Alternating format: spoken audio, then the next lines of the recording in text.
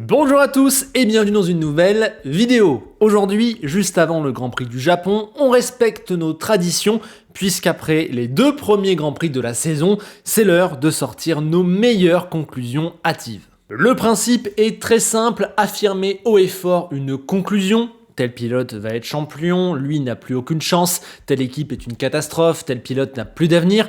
Un truc volontairement exagéré que ensuite on discute et on voit à quel point c'est vrai ou non. On fait ça après chaque début de saison. Par exemple, pour se chauffer, je vous en propose 3 rapides. D'abord, la première, tout va mieux chez Sauber, c'est la révolution. Et oui, regardez, l'équipe a déjà marqué 150% des points qu'elle a marqué sur toute la saison dernière. Ils ont fait 7e en Australie, ils sont 8e du constructeur, ce qui est génial pour eux. Voilà, c'est génial. Bon, évidemment, ça n'est pas la réalité et je ne mets donc qu'une étoile sur 5 à cette conclusion, puisque finalement, rien n'a changé chez Sauber. C'était effectivement mieux en Australie, mais surtout parce qu'en fait, As était bien pire qu'eux.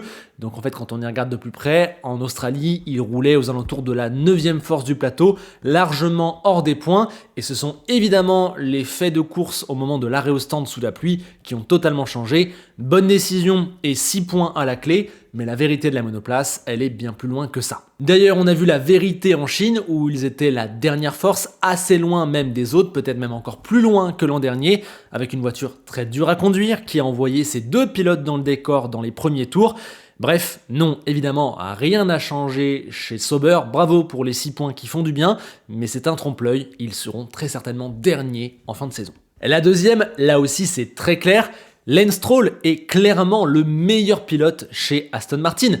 Bah oui, 10 points à 0, aucun crash pour le Canadien contrairement à son coéquipier espagnol, la seule Q3 de l'année pour l'équipe, c'est lui qui l'obtient, bref, il n'y a pas photo. Évidemment, on va trop loin, mais c'est vrai que c'est Lance Stroll qui réalise le meilleur début de saison chez Aston Martin. Pour moi, il n'y a pas trop de débat, il démarre mieux.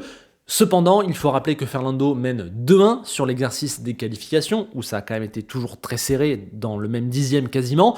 C'est Fernando qui était devant avant de se sortir à cause de gravier sur la trajectoire en Australie. Fernando qui n'a pas pu faire plus de 4 tours en Chine à cause de ses freins, donc évidemment il a une course de moins. Et puis il faut aussi dire que Lance Stroll a marqué bien plus de points qu'il n'en mériterait, que son début de saison est embelli par des faits de course, puisqu'il est 11e avant l'arrivée de la pluie en Australie. Bonne décision de l'équipe, il passe à la 6e place, ça fait plus 8 au niveau des points. Et évidemment, il y a 3 disqualifications devant lui en Chine qui le font passer de 11e de 12e à 9e. Là, ça fait plus 2. Donc en fait, il a 10 points, mais à deux détails près qu'il n'a pas maîtrisé, ce serait 0. Donc le début de saison du Canadien est aussi, je trouve, un petit peu surévalué, même s'il a été globalement propre et irréprochable. C'est un petit peu mieux grâce à tout ce qui s'est passé autour de lui. Et il faut aussi dire que 2025 est une saison particulière pour Alonso qui attend 2026 entre guillemets. Et puis quand on rajoute ce qu'on sait de la qualité de deux pilotes sur les dernières saisons, sur leur duel lors des 2-3 dernières saisons, bon voilà, clairement on ne peut pas affirmer ça, et donc évidemment, Stroll meilleur qu'Alonso chez Aston, ça n'est qu'une étoile sur 5, même si le Canadien démarre mieux. Et puis une dernière rapide, après 2 grands prix, on peut déjà le dire, Hadjar et Bortoleto vont faire une longue carrière en Formule 1. Et celle-là, elle est plus dure car moins caricaturale, mais d'abord, reprenons les faits. On a déjà le Brésilien qui, dans la pire machine du plateau, a réussi déjà à nous montrer par instant son talent et par instant aussi à battre Hülkenberg qui compte 250 Grands Prix et qui est là depuis 12 ans. Donc clairement, pour un jeune pilote qui débarque, c'est plutôt très bon signe et annonciateur d'une carrière qui peut totalement se faire en Formule 1. Et concernant Isaac, dès les premiers tours de roue à Melbourne, il a été clairement dans le coup. Ça s'est clairement vu aussi du côté de la Chine où il a battu Tsunoda en qualification et a fait toute la course dans son rythme. Donc clairement, les deux démarrent d'une superbe manière et ont directement rassuré sur leur capacité à s'intégrer à la grille de Formule 1. Même si n'oublions pas qu'ils ont tous deux fait des erreurs. Pour Bortoleto, il y a le crash en Australie et l'erreur dans les premiers tours en Chine. Et pour Isaac, il y a évidemment le crash avant le départ à Melbourne. Et pour Isaac, n'oublions pas qu'il fait partie de la famille Red Bull, où l'avenir des jeunes n'est jamais assuré pour très longtemps, où tout peut bouger très vite. Donc évidemment, il faut encore être très prudent, ce ne sont que 2 premières courses, mais les 2 premiers de la dernière Formule 2 ont été suffisamment bons d'entrée de jeu pour nous rassurer quant à leur capacité à rester là pour plusieurs années, pour faire carrière en Formule 1. Donc clairement pour moi, c'est 4 étoiles sur 5. Hadjar, Bortoleto, dans un monde normal, ils ont signé en F1 pour au moins quelques saisons, ça me semble clair. Allez, on part sur des conclusions plus détaillées maintenant, avec d'abord une triple sur Williams. 1. Sainz a fait le bon choix en rejoignant cette équipe, mais 2. Albon va tuer sa carrière, et 3. Ce même Albon fait partie des 5 meilleurs pilotes du plateau. 3 en 1. D'abord, sur le choix de Sainz de rejoindre Williams, eh bien, je ne trouve pas que ces 2 premières courses changent énormément la donne.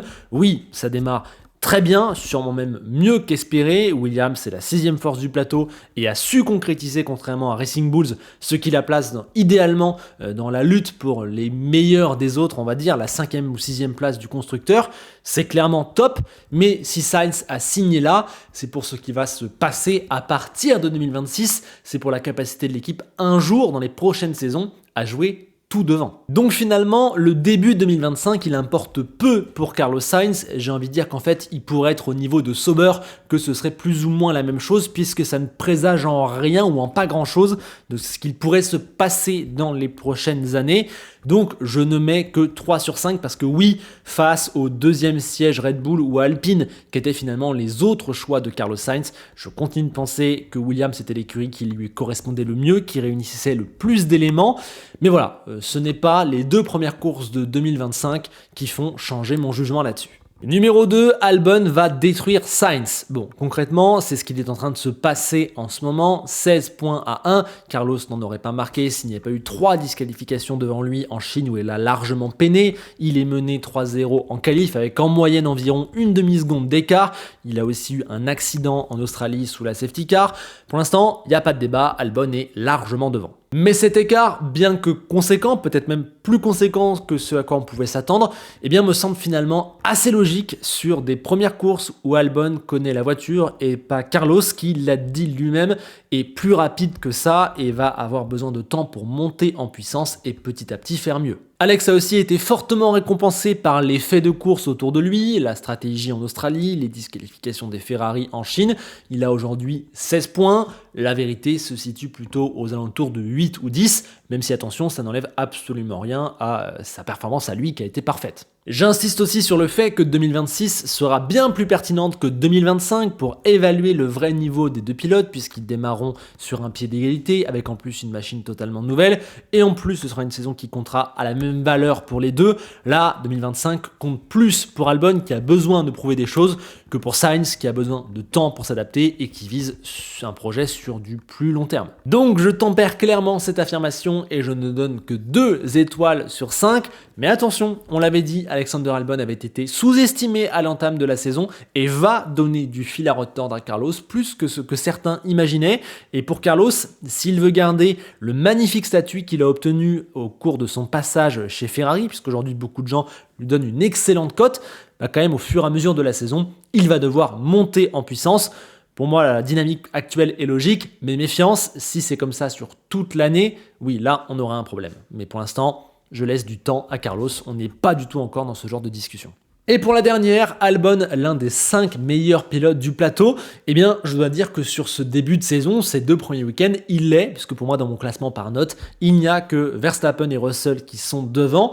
Mais voilà, évidemment, il faut voir sur du plus global, il faut un peu rationaliser, et je vais déjà rappeler que ce qu'on voit d'Albon aujourd'hui, on l'avait déjà vu en 2022 et 2023. Ce n'est pas parce que là, ça saute aux yeux de manière absolument incroyable, avec en plus des résultats finaux embellis par certains faits autour, qu'il faut tout revoir, et tout de suite, voilà, on l'avait sous-coté, on va pas le surcoter maintenant. Et puis quand on se pose un peu, Verstappen, Hamilton, Leclerc, Norris, Russell, Piastri, et même Sainz, même si c'est pas le Sainz actuel, sont aujourd'hui pour moi devant lui dans la hiérarchie des pilotes. Et donc en fait pour moi, ce que je vois d'Alexander Albon est exceptionnel, mais pour moi ne me surprend pas puisque c'est vraiment le niveau auquel je le mettais. Donc en fait sa position n'a pas changé. C'est un solide candidat au top 10 des meilleurs pilotes, aux côtés notamment de pilotes comme Ocon, Gasly ou Tsunoda.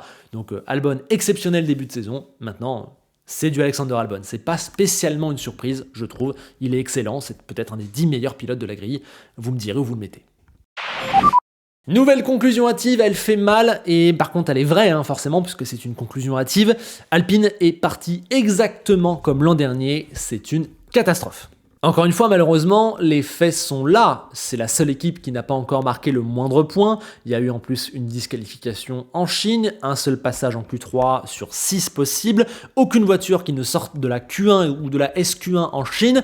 Voilà, on disait que l'équipe était bien meilleure que l'an dernier, bien plus prête, mais en fait c'est la même chose quoi. C'est évidemment une situation très décevante, mais je ne peux donner que 2 étoiles sur 5, car le 0 pointé est un trompe-l'œil sur la réelle puissance, la réelle force de l'équipe en ce début de saison, où ça va clairement beaucoup mieux que l'an dernier. L'an dernier où les 2 voitures s'élançaient de la dernière et de l'avant-dernière ligne sur les 2 premiers Grands Prix et ne jouaient absolument pas les points.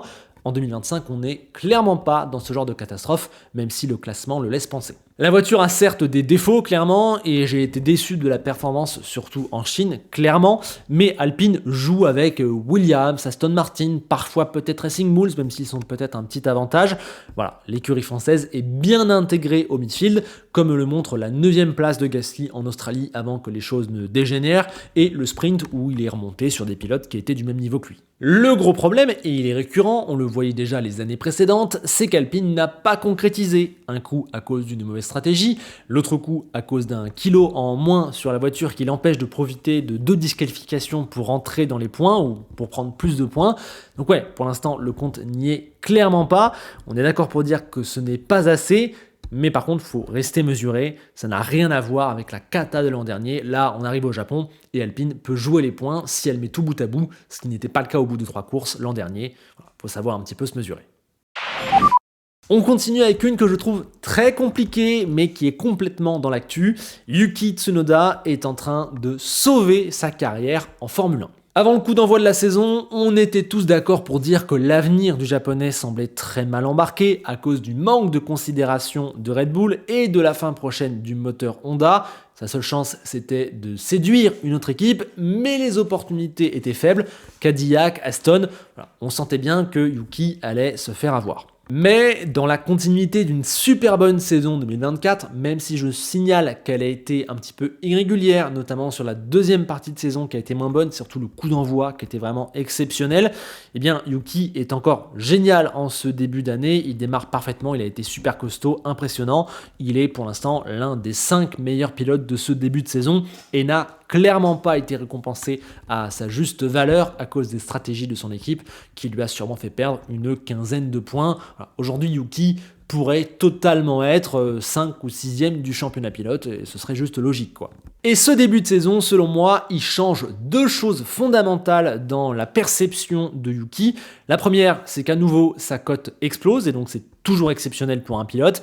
Et la deuxième, c'est qu'avec ça, Red Bull lui a enfin donné une chance, ce qui change énormément de choses, même si sa perf sportive n'est pas la seule raison à sa promotion. Clairement, c'est plus compliqué que ça chez Red Bull, je vous renvoie à la dernière vidéo. Donc clairement, Yuki en ce moment est en train de faire tout ce qu'il faut pour sauver sa carrière, pour être encore là après 2025, mais il y a un énorme mais, puisque sa nouvelle voiture est complètement à part par rapport aux autres voitures de la grille, et elle a complètement cassé, voire même détruit les 4 pilotes qui l'ont conduite juste avant Yuki. Sur le papier, c'est fantastique, il rejoint enfin un top team, son niveau actuel et cette promotion devraient lui permettre très clairement d'étendre sa carrière, mais cette Red Bull numéro 2 et l'environnement Red Bull font que cela peut être un cauchemar pour lui, un piège, et du coup je ne mets que 2,5 sur 5 alors que Yuki mériterait 5 sur 5, parce qu'en fait avec cette voiture, cette situation, tu jettes la pièce en l'air, s'il s'en sort il peut continuer, si c'est la cata comme pour les autres, malheureusement ce sera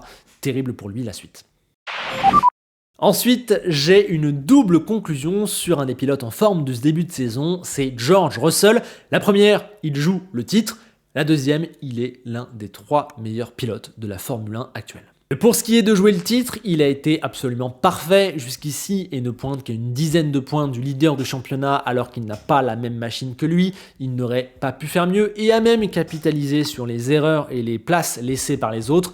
La 3e place en Australie, la 2e place sur la grille en Chine. Il devance 2 fois la Ferrari de Leclerc en Chine, alors que cette Ferrari avait l'air plus rapide. Voilà. C'est un début de saison parfait, à l'image de Verstappen sur cette saison et sur l'an dernier. D'ailleurs, pour moi, il n'y a que Max qui est de très peu mieux noté que George sur ces 2 premiers week-ends. Le problème, c'est que pour jouer le titre sur la durée, sur 24 week-ends, il va avoir besoin d'une Mercedes qui puisse rivaliser avec la McLaren, ce qui n'est pour l'instant pas du tout le cas.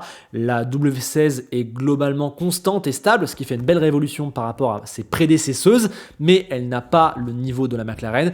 Elle s'en sort par rapport à la Ferrari et la Red Bull parce qu'elle a une fenêtre d'utilisation qui semble moins fine qu'elle.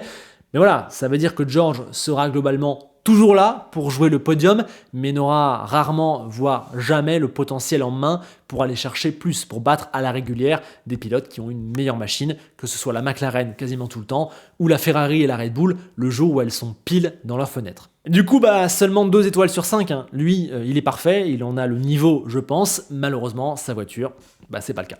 En revanche, pour ce qui est d'être un des 3 meilleurs pilotes de la grille, déjà je dois dire que c'est une citation qui appartient à Toto Wolff, et du coup j'ai envie de lui poser une question, moi à Toto je le ferais si je le pouvais. Pourquoi Toto n'avez-vous toujours pas prolongé l'un des 3 meilleurs pilotes du plateau qui est pourtant dans votre équipe ? Mystère, ça à mon avis c'est une situation dont on pourra reparler bientôt en vidéo, parce qu'il y a un sacré casse-tête qui s'annonce chez Mercedes. En tout cas l'évidence c'est que cet excellent début de saison de George Russell, couplé à une saison 2024 qui a été vraiment très bonne, clairement dans l'un des 5 voire 3 meilleurs pilotes de l'an dernier, largement pour moi cette saison est même sous-cotée de la part de George Russell, il est clairement candidat au top 3. On s'accorde à dire que Max est numéro 1, voilà, pour l'instant on ne peut absolument rien dire là-dessus, mais derrière c'est assez ouvert. On a Hamilton, mais depuis 3 ans, c'est un Hamilton très particulier, dans un contexte très particulier, que George Russell dominait chez Mercedes, donc je mets George Russell à l'heure actuelle devant. Et après, il y a débat principalement avec qui ? Avec Norris, avec Leclerc, avec Sainz, avec Piastri. Je vais trancher dans le vif. Pour moi, George Russell actuellement est un des 3 meilleurs pilotes du plateau. Donc c'est 4 étoiles et demie sur 5, parce qu'évidemment il faut confirmer ça sur du plus long terme, mais parce que le petit bémol c'est que c'est pas pareil d'être parfait, constant, régulier avec la 2e ou 3e force du plateau que de jouer tous les week-ends la victoire, les titres. On l'avait vu au Canada, même si derrière il y a une perf comme Las Vegas qui nous rassure totalement. Malheureusement, ce qu'on a vu de Lando Norris l'an dernier, George Russell n'a pas encore pu le vivre vraiment chez Mercedes, donc on attend de voir ça pour être parfaitement sûr qu'il a ce niveau-là, mais quand on prend sur les 15, 18 derniers mois, pour moi George Russell est un des 3 meilleurs pilotes du plateau. Voilà, je ne sais pas si c'est aussi votre avis, vous me direz en commentaire. On reste chez Mercedes avec le coéquipier de George Russell et une affirmation très costaud. C'est sûr, Antonelli est le genre de pilote qu'on ne voit débarquer en F1 qu'une fois tous les 10 ans. Et bon là en vrai, cette fois-ci, je vais pas jouer à oui mais non mais peut-être. Je vais tuer le suspense d'entrée de jeu. Je mets 4 étoiles sur 5. Cela me semble logique, évident que ce soit le cas. Et je vais même dire que ce ne sont pas ces 2 premiers Grands Prix qui me font dire ça. C'est tout ce qu'on sait de lui depuis quasiment qu'il est en karting, quoi. En fait, ces 2 premières apparitions en F1 ne font que confirmer ce qu'on pensait de lui, confirmer son potentiel, mais maintenant il faut aussi nuancer un petit peu, c'est pour ça qu'il perd 1 étoile, parce que ce n'est que le début du chemin, on ne peut pas être aujourd'hui, après 2 Grands Prix, catégorique sur la carrière d'un pilote, je ne serais pas logique, je ne serais pas respectable si j'en étais à ce point-là, je vous le dis, il ne faut pas aller dans cette démarche-là, et puis voilà, il lui reste énormément de chemin à faire, beaucoup de transitions à avoir, jouer différents types de trucs, alors c'est impossible aujourd'hui de dire ça, clairement après 2 courses, on doit garder une certaine mesure, mais j'estime tellement Antonelli que la mesure ne vaut qu'1 étoile. Et puis après, il faut aussi dire que ces 2 premières perfs en F1 sont à relativiser. Je ne dois pas me contenter, on ne doit pas se contenter de lire le résultat brut sur la feuille des temps. 4e, 5e, ouais, c'est fantastique, c'est exceptionnel. La vérité est moins belle que ça, on le sait. Déjà, il conduit une voiture qui a fait 2 fois podium aux mains de son coéquipier. Donc le potentiel est là, contrairement à une Racing Bulls ou une Sauber. Et ensuite, l'écart avec son coéquipier est monstrueux, enfin est très gros, en tout cas largement plus gros que les autres rookies vis-à-vis de leur coéquipier, même si évidemment pour Antonelli, son coéquipier est peut-être selon moi plus fort que les autres coéquipiers, et aussi dans une situation où on demande plus de compétitivité, donc c'est encore plus dur pour un rookie. Et puis il faut aussi dire que ces résultats sont embellis par la stratégie et la pluie en Australie, par les disqualifications en Chine où il était derrière une Haas, même s'il avait des dégâts sur sa voiture. Et n'oublions pas que comme tous les autres rookies, lui aussi a fait une erreur en Australie, un spin, heureusement bien maîtrisé et rattrapé. N'oublions pas que ses qualifs sont parfois assez lointaines, en tout cas parfois à 8-5 dixièmes de son coéquipier.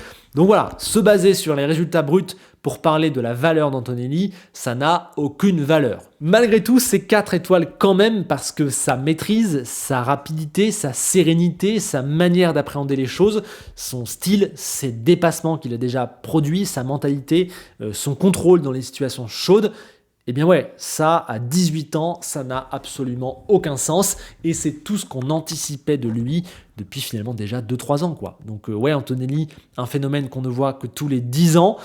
J'ai mis 4 étoiles parce que pour moi, c'est vraiment le cas, quoi. Ouais, je crois qu'on voit ça très rarement et je suis prêt à l'affirmer jusqu'au bout, quitte à me tromper, parce qu'il a 18 ans, dans 3 ans, il n'aura que 21 ans et je veux bien savoir quel niveau il aura déjà dans 3 ans, quoi. Donc Antonelli, voilà, vous connaissez mon avis dessus et je reste clairement là-dessus. C'était l'évidence pour remplacer Hamilton et j'ai même tendance à penser que de la même manière qu'Hamilton était le phénomène des années 2010 en tant que rookie, Verstappen était le phénomène des années 2010, ben je prends le pari que Anthony est le phénomène des années 2020.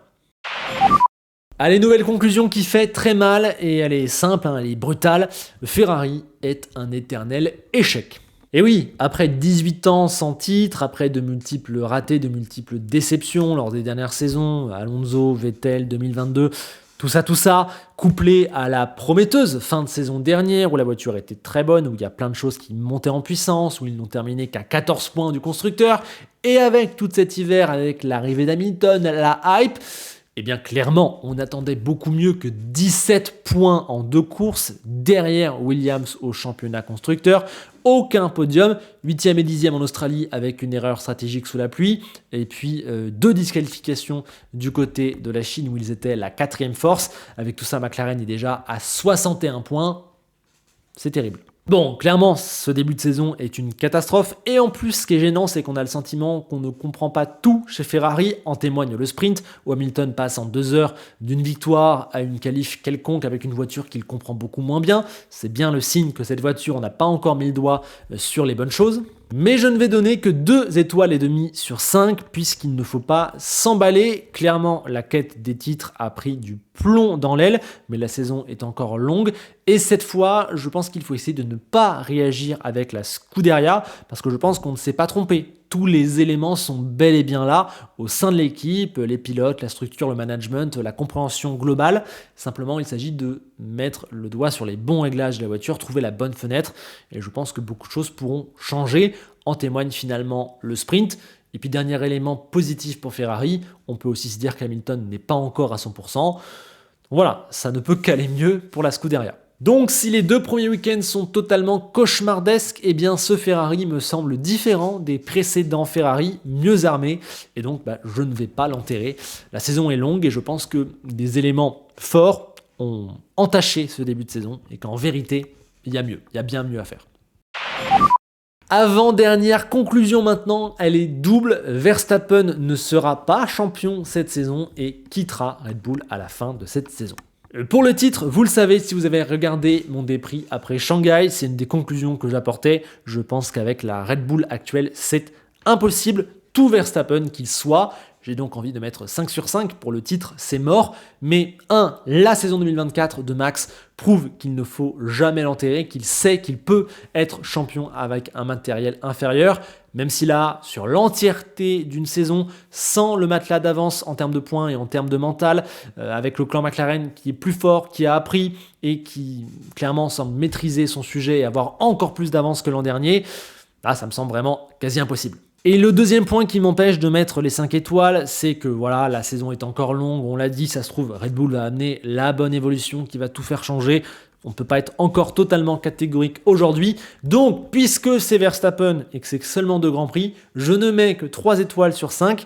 Mais honnêtement, aujourd'hui, à l'instant T, même s'il n'a que 10 points de retard au classement, avec cette voiture, j'ai du mal à voir comment Verstappen va pouvoir faire cette saison. Et pour ce qui est de carrément partir de l'équipe à la fin de l'année, c'est clair que tous les indices aujourd'hui pointent vers un départ avant la fin de son contrat en 2028. Voilà, il y a les soucis en interne, il y a les nombreux départs, il y a les désaccords, même récemment sur l'histoire de Lawson, le déclin sportif de l'écurie qui n'est pas du tout encore maîtrisé, le caractère de Max qui va en plus bientôt être papa, cela peut changer des choses, qui a déjà dit qu'il ne s'éterniserait pas forcément en Formule 1, qui a déjà 4 titres.